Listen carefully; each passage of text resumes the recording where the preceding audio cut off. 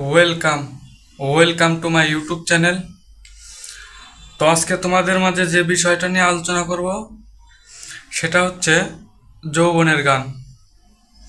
তো আমি শর্টকাট বলে দেব, তোমরা শুধু সৃজনশীলের জন্য বা এমসিকিউর জন্য নোট করবে।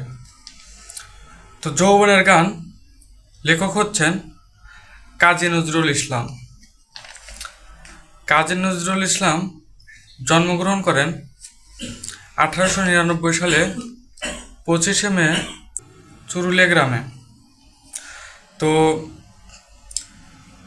যৌবনের গান এটা আসলে সিরাজগঞ্জ এক মুসলিম সমাবেশে কাজী নজরুল ইসলাম ভাষণ দেন।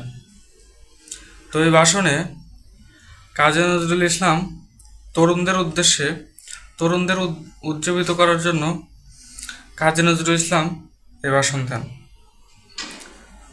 তো যৌবনের গান এটি প্রকাশিত হয় 1932 খ্রিস্টাব্দে। এটি প্রকাশিত হয় 1932 খ্রিস্টাব্দে। তো কবি প্রথম লাইনে বলেছে, আমার আজ বলিতে দ্বিধা নাই যে আমি কর্মী নয় আমি ধ্যানী। অর্থাৎ তিনি হয়তো কর্মীদের সাথে কাজ করবে না, অর্থাৎ তরুণদের সাথে সে হয়তো যুদ্ধ করতে পারবে না, তাদেরকে সাহায্য করতে পারবে তাদের লেখার দ্বারা। তো সেই বিষয়টি এখানে তুলে ধরা হয়েছে। তারপরে আছে, ইহার থাকে শক্তির পেছনে রুধির দ্বারা। অর্থাৎ তার লেখাটা তাদের জন্য কল্যাণকর। তারপরে আছে, আমি বক্তা নয় আমি কবি, আর আমার বক্তব্যের ভুল হতে পারে। অর্থাৎ সে কবি, তাই সে বক্তা দিলে ভুল ত্রুটি হতে পারে, এর জন্য সে আগে থেকেই ক্ষমা প্রার্থী। তো আসলে জ্ঞানী ব্যক্তিরা এরকমই হয়।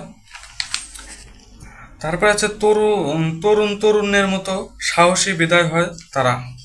অর্থাৎ তরুণরা সাহসী হয়, সেই বিষয়টি তুলে ধরা হয়েছে। তো এখানে এই গল্পের মূল বিষয় হচ্ছে তরুণদের উজ্জীবিত করা। অর্থাৎ তরুণদের উদ্দেশ্যে এই গল্পটি কাজী নজরুল ইসলাম সিরাজগঞ্জ মুসলিম সমাবেশে ভাষণটি দিয়ে থাকেন। তো আজকের এই ভিডিওটা এ পর্যন্তই। তো তোমরা এই এই কথাটুকু নোট করে রাখলে ইনশাল্লাহ সৃজনশীল প্রশ্নের জন্য তোমাদের অনেক উপকার হবে। ধন্যবাদ। আসসালামু আলাইকুম।